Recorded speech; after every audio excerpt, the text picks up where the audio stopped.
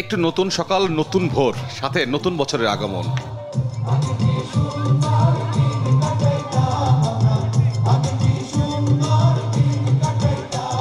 নতুন বছরকে বরণ করে নিতে সূর্যের আলো ফোটার সঙ্গে সঙ্গে সরগরম হয়ে ওঠে রাজধানীর রবীন্দ্র সরোবরের প্রাঙ্গণ।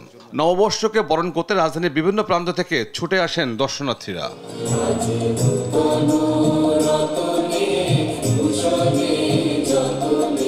গানে গানে নতুন বছরকে নেওয়া হয় বরণ করে। সুরের ধারা শিল্পীদের পাশাপাশি গান ও নৃত্য পরিবেশন করেন দেশের বিভিন্ন জেলা থেকে আসা আগত ভিন্ন জাতিগোষ্ঠীর শিল্পীরা।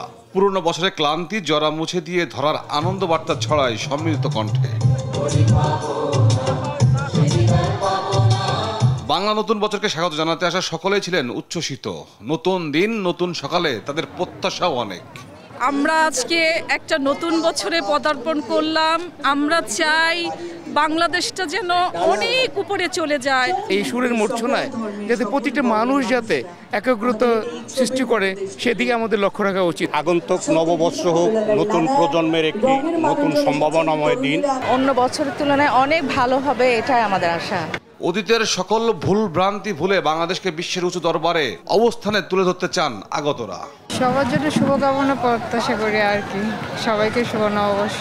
সবকিছু মিলিয়ে যেন ভালো কিছু থাকে, নিরাপদ থাকুক বাংলাদেশ, সুস্থ থাকুক, নিরাপদ থাকুক, এটাই আমাদের প্রত্যাশা।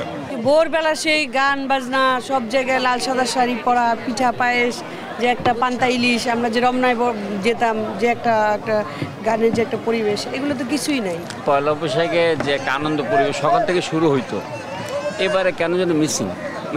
অনেক ঘুরে আসছি, আমি গুলশান ঘুরে আসছি। সাংস্কৃতিক অনুষ্ঠান শেষে সরোবরের পাশে গাছের ছায়ায় আড্ডায় মেতে ওঠেন অনেকে। তৌফিক মাহমুদ মুন্না, দেশ টিভি, ঢাকা।